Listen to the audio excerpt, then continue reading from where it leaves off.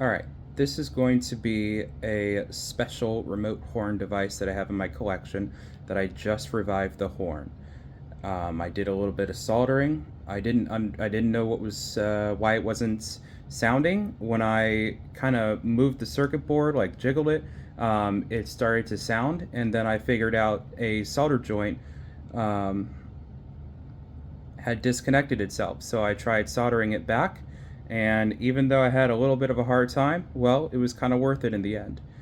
This would have been part of the 892-2B, but I put in the 1B speaker horn device, and so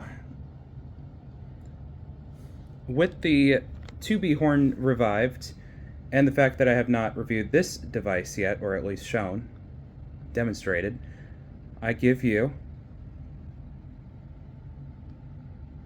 an old Edwards 882-2B in this case.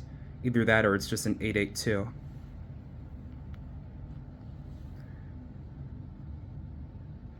It looks like a vent in some way. If you might know this person from many years ago, around 2008, TwoplyBoy, he did some fire alarm tests that I think they were in Canada, and then back then there was a lot of Edwards devices there, including this device, an Adaptahorn, and some other cool devices as well. And there's one that was in a interesting slower march time, which I have a surprise for you for testing. So I'll go ahead and show you the horn. Alright, so here's the horn. It's not in the best condition, but it does work and it sounds great. Here's at least the horn itself and some of the components inside. I'm not going to open up the circuit. I'm not going to open this up to show you the circuitry, but at least show it to you in the beat up plastic here. There's a potentiometer that controls the pitch, in which the pitch is pretty much the same as your old Edwards devices.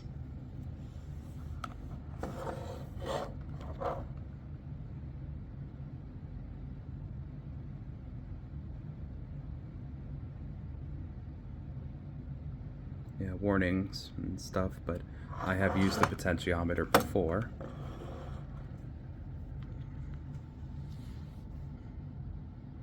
I put some duct tape on because of the fact that at some point I disassembled the device, just kind of played around with it. And so because of what happened, I do not want to go through the process again. So it's taped up. I am seriously not going to use that potentiometer anytime soon, but it's at a nice pitch, and we'll go ahead and test this device. Alright, and then even though the Adaptahorn is disabled, here's a nostalgic combo. Although all the Adaptahorns that included this device in the video were the universal mounts. It was just the shape of this horn, but more, yeah, just the body size, it wasn't flush mount.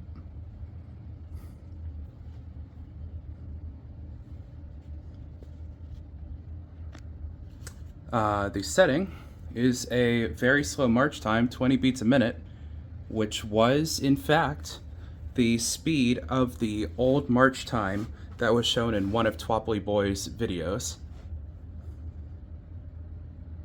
And we'll go ahead and test it, and I'll also do continuous.